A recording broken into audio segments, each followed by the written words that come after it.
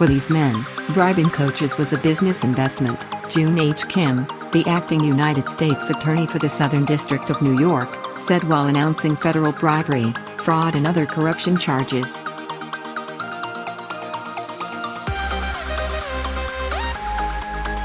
They knew corrupt coaches, in return for bribes, would pressure the players to use their services.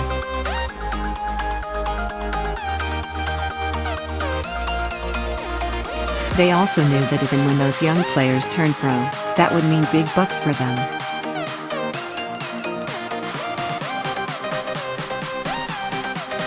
This vision of what Mr. Kim called the dark underbelly of college basketball led to the arrests of nearly a dozen people, including 4 Division I assistant coaches and the global marketing director for Adidas basketball.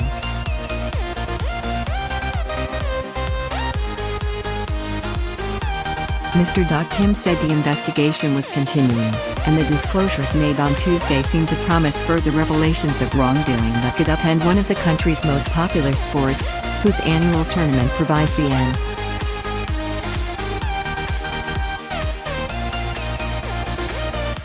N.C.A.A. with the vast majority of its income. Across 3 complaints, 2 broad schemes were alleged.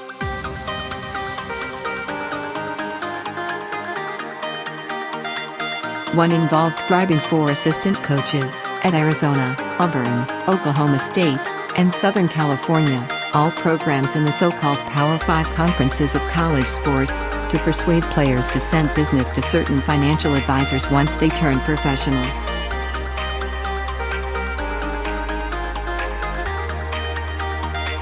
The other involved efforts to secretly funnel money from Adidas to 3 players and their families in exchange for the players' commitments to play at 2 Adidas-sponsored college programs and to later sign sponsorship deals with the company once they turned pro.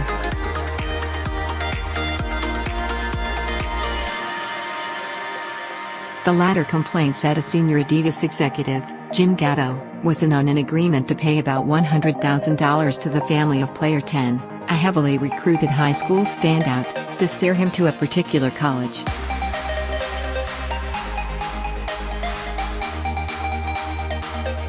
While neither the player nor the university was named, descriptions of the institution matched the University of Louisville, which this summer signed a 10-year, $160 million apparel contract with Adidas.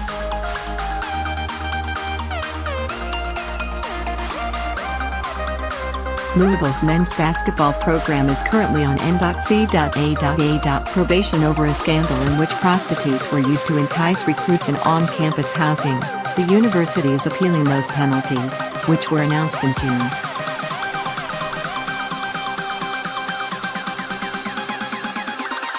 Adidas said in a statement, "Today, we became aware that federal investigators arrested an Adidas employee.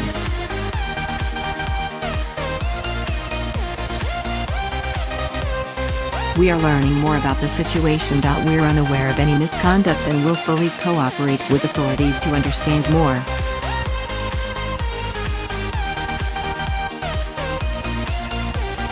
Louisville's interim president, Gregory C. Postel, confirmed his university's involvement in the investigation.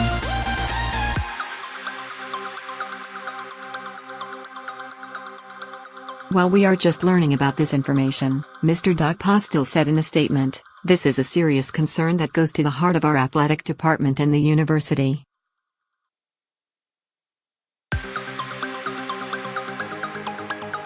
He added that Louisville was committed to ethical behavior and adherence to N.C.A.A.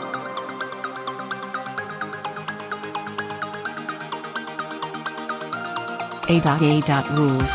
Payments were discussed for other players' families as well, the complaint says, including one who had not yet begun his junior year of high school and another who was to receive $150,000 to enroll at a college whose description matches the University of Miami, another Adidas-sponsored college.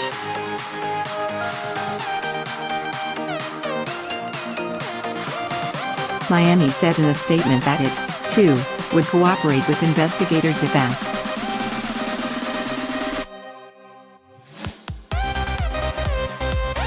The coach of an Adidas-sponsored grassroots team in Florida, a pre-college squad outside of the high school structure, was among those charged.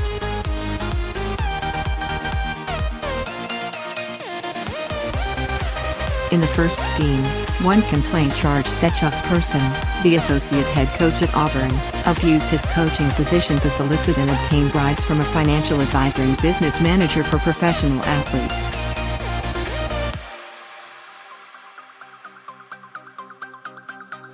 In return, he agreed to direct certain players from his program to the advisor when the players entered the N.C.A.A.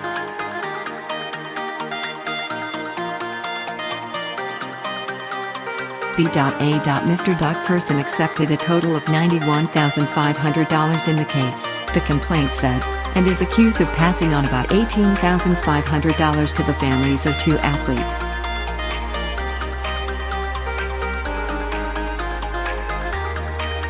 Mr. Kim emphasized the trust that young players had put in their coaches and noted that Mr.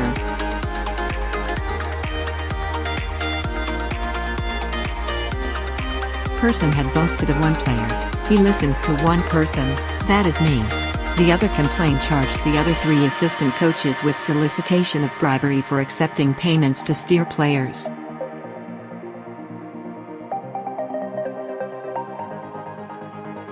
The coaches named Armand Evans, an assistant at Oklahoma State and a former assistant at South Carolina, Emmanuel Richardson, an assistant at Arizona, and Tony Bland, an assistant at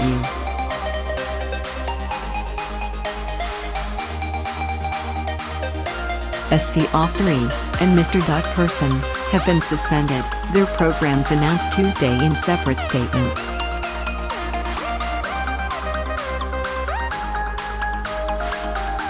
The N.C.A.A. president, Mark Emmert, also was caught off guard by Tuesday morning's announcement but pledged his organization's support.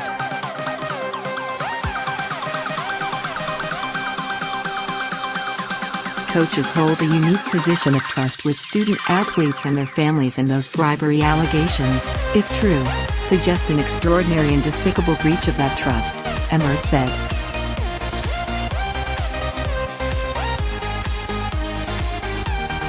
Tuesday's revelations all but ensured a renewed debate about two rules central to college basketball.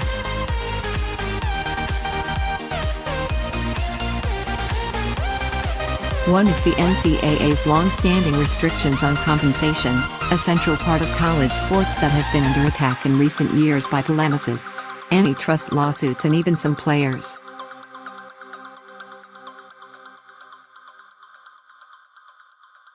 The other is the so-called one-and-done rule, agreed to jointly by the N.C.A.A. and its players' union, which generally prohibits players from entering the league before they have turned 19 or until a year after they graduate from high school.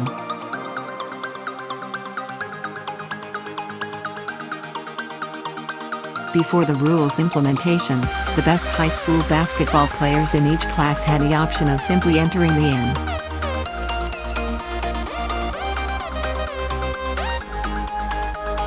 N.C.A.A. and receiving a salary, as well as lucrative endorsement deals, and above all not needing to worry themselves over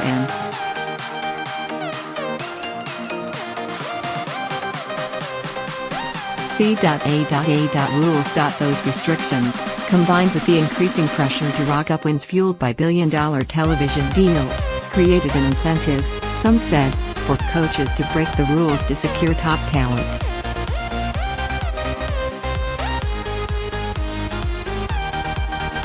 In that environment, said a person familiar with top-level college basketball, who was granted anonymity to discuss rule-breaking, $100,000 for a five-star prospect was a pretty good investment.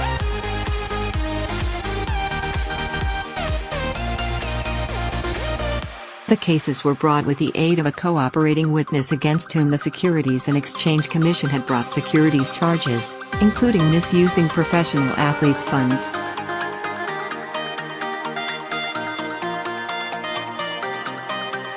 Two undercover F.B.I. agents posing as financial advisors were also involved. The witness was Martin Blazer, a former financial advisor based in Pittsburgh, the United States Attorney's Office said.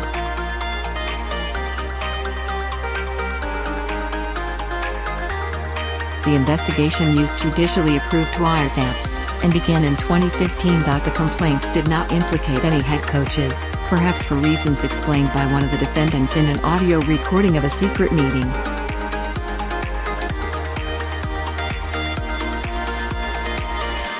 According to a transcript of comments by the defendant, an agent named Christian Dawkins, the path to securing commitments from college athletes went through assistant coaches, because head coaches ain't willing to take bribes, because they're making too much money.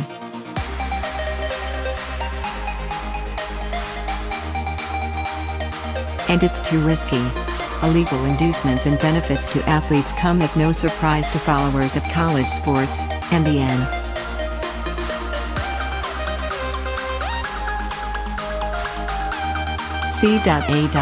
has long struggled to police rules violations at its member universities. Many times, the violations have been exposed in vivid detail: department store discounts for Florida State football players, cash payments to Michigan's so-called Fab Five, trades of tattoos for autographs at Ohio State.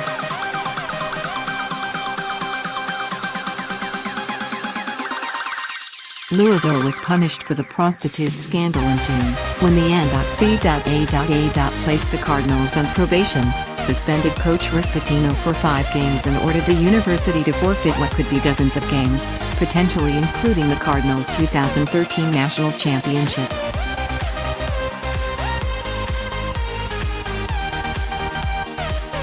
Those sanctions were announced June 15, less than 2 weeks, Tuesday's complaint claimed, after a Louisville coach is accused of taking part in a plan to funnel $100,000 to the All-American recruit.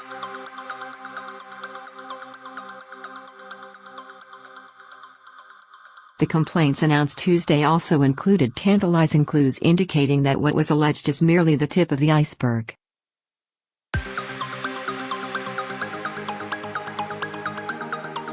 Dawkins, for example, urged that the payment to a player's family be increased because one of Adidas's rivals was coming in with a higher number.